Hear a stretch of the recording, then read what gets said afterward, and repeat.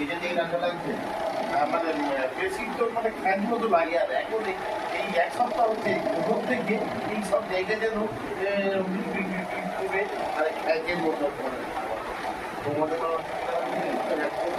মানে বলতে উঠতে পারি না উঠতে বলতে পারি না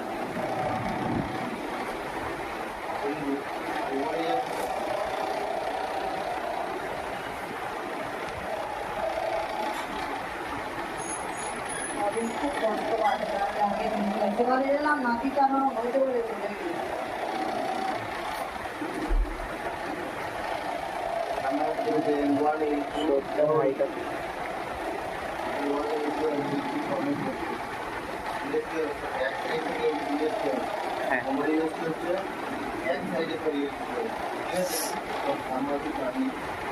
সব ব্যাকেই হবে তাই তো?